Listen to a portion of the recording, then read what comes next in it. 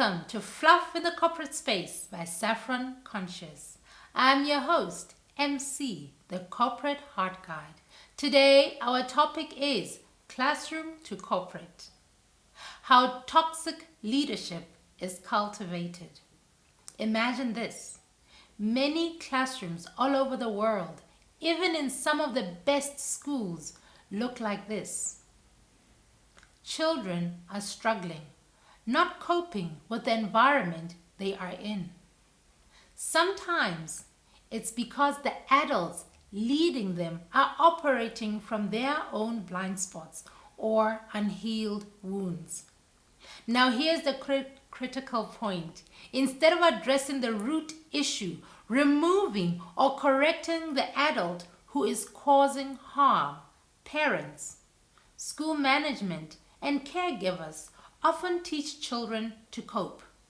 Therapy, coping strategies, emotional adjustment tools.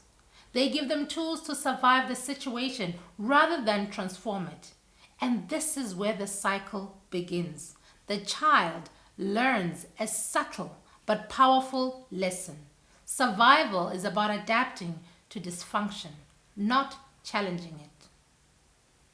They internalize the idea that harmful environments are to be endured, that authority, even flawed authority, must be accommodated. Fast forward into adulthood. That child grows into an adult leader. And what do they bring into their workplace? The very patterns they absorbed.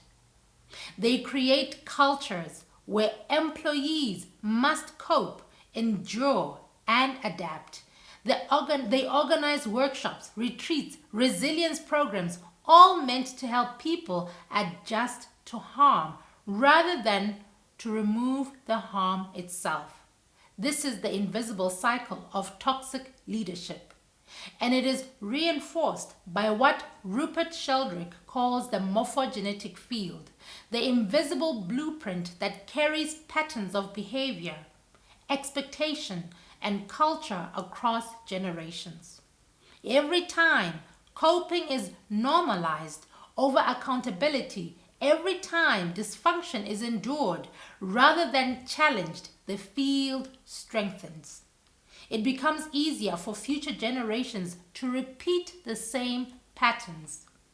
But here's the hopeful part.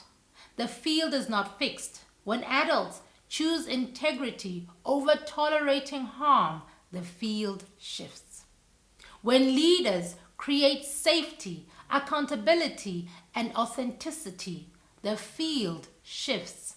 When employees or children are empowered to speak truth and challenge what isn't right, the field shifts. Each time the field shifts, it becomes easier for others to do the same. That's how transformation ripples from classroom to boardroom, from individuals to organizations.